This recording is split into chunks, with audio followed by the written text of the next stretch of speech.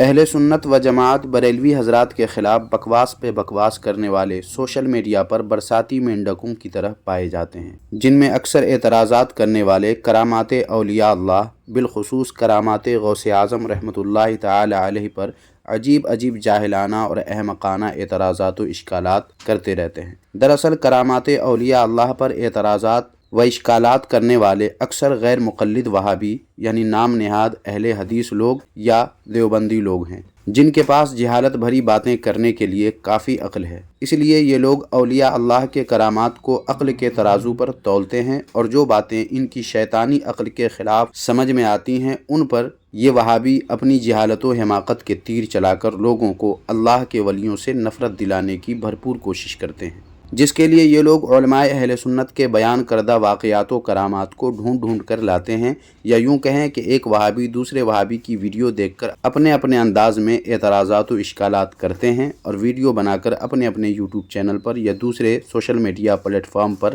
Upload کر دیتے ہیں۔ مثلا سامعین کرام، ان تھمبنیلز اور چینل کو دیکھیں۔ یہ ہے ہسی ٹی وی، یہ ہے علیم وائس، اس چینل کا نام ہے ZA اسلامک، اسی طرح ایک اور ہے احمد تبریز۔ ایسے اور بھی یوٹیوب چینلز ہیں جو اکثر سنی خطیبوں کے بیان کردہ بزرگوں کے کرامات و واقعات کو عقل کے ترازو پر تولتے ہوئے جاہلانہ و احمقانہ طریقے سے ان پر اعتراضات و اشکالات کرتے ہیں۔ حالانکہ بعض خطیبوں کے بیان کردہ بے سند یا من گھڑت واقعات و کرامات کی علماء و مفتیان کرام خود ہی تردید کرتے ہیں، یا پھر کبھی ایسا بھی ہوتا ہے کہ کتاب میں تو واقعہ ہوتا ہے کسی اور انداز سے، لیکن بیان کرنے والے خطیب اپنے انداز و الفاظ میں بیان کرتے ہیں، اور اس طرح الفاظ کی تبدیلیوں کی وجہ سے اعتراضات کا موقع نااہل اور دشمنان اولیاء اللہ کو مل جاتا ہے، جس کا پورا فائدہ اٹھاتے ہوئے یہ وہابی نام نہاد اہل حدیث اعتراضات و اشکالات کر کے لوگوں کو گمراہ کرنے کی پوری کوشش کرتے رہتے ہیں۔ حالانکہ یہ وہابی یا وہابی ذہنیت کے یوٹیوبرز اپنے مسلک کی کتابیں پڑھ لیتے، یا قرآن و احادیث ہی کا علم ان کے پاس اگر برائے نام بھی ہوتا، تو پھر ہرگز بھی یہ لوگ اس طرح سے مضحکہ خیز انداز میں کرامات و واقعات اولیاء اللہ پر اعتراضات و اشکالات نہ کرتے اور نہ ہی اس طرح کے تھمبنیل لگاتے۔ مگر سامعین و ناظرین جانتے ہیں، میں نے ان کرامات اولیاء اللہ کا مذاق اڑانے والوں کے چینلز جا کر دیکھے تو پتہ چلا کہ یہ لوگ شروع میں جس طرح کے ویڈیوز بناتے تھے ان پر ویوز ان کی ویڈیوز پر نہ کے برابر آتے تھے، لیکن جو ہی دعوت اسلامی کے مبلغین یا ان کے امیر یا اراکین کے خلاف ویڈیوز بنانے لگے، ان کی تصویریں اپنے تھمبنیلز پر یہ وہابی اور وہابی ذہنیت کے لوگ لگانے لگے، تو اچانک ان کی ویڈیوز پر ویوز بھر کے آنے لگے۔ بس پھر کیا تھا، ان ویوز کے مارے یوٹیوبرز کو لوگوں کی نبض کا پتہ چل گیا کہ دعوت اسلامی والوں کا مذاق اڑاؤ، سنی علماء کا مذاق اڑاؤ، اولیاء اللہ کے کرامات و واقعات پر عجیب جاہلانہ احمقانہ اعتراضات کرو تو لوگ اسے بہت پسند کرتے ہیں، دیکھتے ہیں، اور اس طرح ویوز ویڈیو پر خوب آتے ہیں، اور پھر اس طرح سلسلہ نکل پڑا، اور ایک دوسرے کے دیکھا دیکھی وہابی ذہنیت کے لوگوں نے اسے ہی اپنی زندگی کا مقصد بنا لیا، اور روز بلکہ ایک دن میں ایک سے زائد ویڈیوز بھی اپنے چینل پر یہ لوگ اپلوڈ کرنے لگے، اور اس طرح ہمارے آپ کے جیسے لوگ بھی ان کی ویڈیوز دیکھ کر ان کے ویوز بڑھانے لگے۔ حالانکہ میں تمام سنیوں سے کہنا چاہتا ہوں کہ یاد رکھیں، اس قسم کی ویڈیوز دیکھنے کا مطلب یہ ہوا کہ آپ اس کی جانے انجانے میں حوصلہ بڑھانے کا کام کرتے ہیں، اس لیے ایسی ویڈیوز آپ کے سامنے آ جائے آپ کے یوٹیوب ہوم پیج پر تو اسے اگنور کریں۔ 2-4 بار جب آپ اگنور کریں گے ایسے چینلز کے ویڈیوز کو، تو آئندہ ایسے ویڈیوز آپ کے یوٹیوب پر آنے بند ہو جائیں گے، اور پھر آپ سنی علماء کرام، مفتیان کرام جن کی باتیں معیاری اور مستند ہوتی ہیں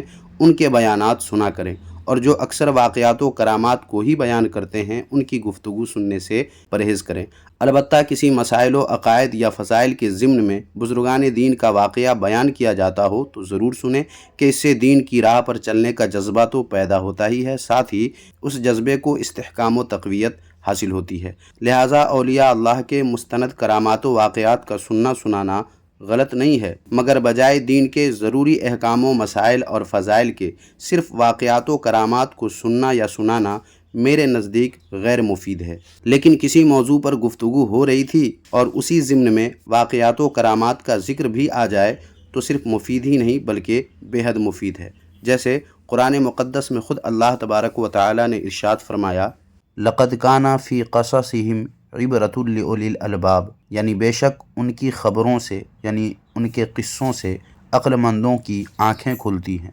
لہٰذا واقعات و کرامات کا سننا بے حد مفید ہے، جس کا مذاق یہ وہابی ذہنیت کے یوٹیوبرز اڑاتے رہتے ہیں۔ ان وہابیوں اور وہابی ذہنیت رکھنے والے یوٹیوبرز سے میں کہنا چاہتا ہوں کہ سنو کرامات و واقعات اولیاء اللہ کا مذاق اڑانے والو، کرامت کہتے ہی ہیں خرق عادت کام کو، جسے قرآن و احادیث کی تعلیمات سے روگردانی کر کے تم لوگ عقل کے ترازو پر تولتے ہو۔ یہ تمہارا عقل کے ترازو پر تولنا ہی غلط ہے، کیونکہ وہ خرق عادت کام جو نبی کے ذریعے ہو اسے معجزہ کہتے ہیں، اور ولی کے ذریعے وہی کام ہو تو اسے کرامت کہتے ہیں۔ اب قرآن و احادیث میں جو معجزات و کرامات وارد ہیں انہیں دیکھیں۔ مثلاً اصحاب کہف کا مشہور واقعہ کو دیکھیں کہ 300 سال سے زائد مدت تک بنا کھائے پیے وہ اصحاب کہف سوتے رہے۔ قرآن مجید میں بیان کردہ اس واقعے کو اگر عقل کے پیمانے پر لائیں تو کیا یہ قابل قبول لگتا ہے؟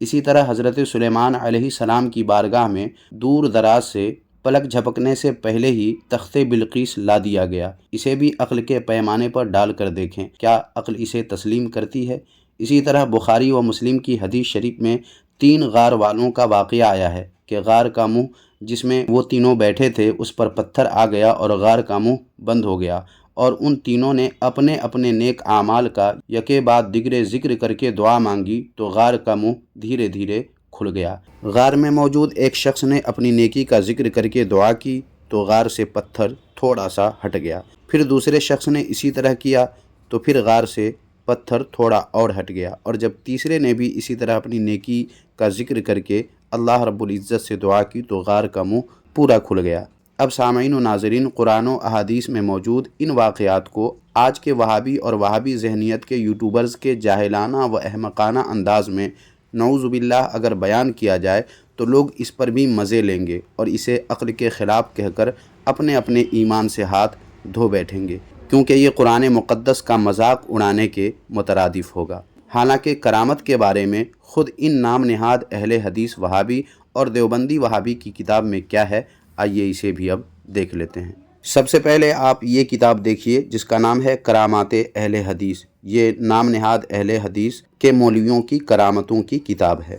اس کے صفحہ نمبر 29 پر دیکھیں کیا لکھا ہے۔ لکھا ہے کرامت بزرگی اور عظمت کو کہتے ہیں۔ اللہ تعالیٰ جب چاہتا ہے اپنے کسی محبوب بندے کی بزرگی اور عزت آشکارا کرنے کے لیے اسے کرامت کا مظہر بنا دیتا ہے۔ اور پھر نیچے دیکھیں لکھا ہوا ہے کرامت ولی کے اختیار میں نہیں ہوتی، اللہ کے اختیار میں ہوتی ہے۔ اور اب یہ دیکھیے مقلد وہابی یعنی دیوبندی کی کتاب ہے جس کا نام ہے کچھ دیر غیر مقلدین کے ساتھ۔ اس کتاب کے صفحہ نمبر 18 پر دیکھیں کیا لکھا ہوا ہے۔ لکھا ہے ولی کی کرامت حق ہے مگر ولی کے اختیار اور کسب کا اس میں کچھ دخل نہیں ہوتا، اور نہ کرامت ولی کا فعل ہوتا ہے بلکہ وہ اللہ تعالیٰ ہی کا فعل ہوتا ہے جو ولی کے ہاتھ پر ان کی تکریم کی بنا پر اللہ تعالیٰ صادر فرماتے ہیں۔ تو سامعین و ناظرین، ان دونوں وہابیوں کی کتابوں سے معلوم ہوا کہ کرامت جو کسی ولی کے ذریعے وجود میں آتی ہے وہ اللہ تبارک و تعالیٰ ہی کا فعل ہوتا ہے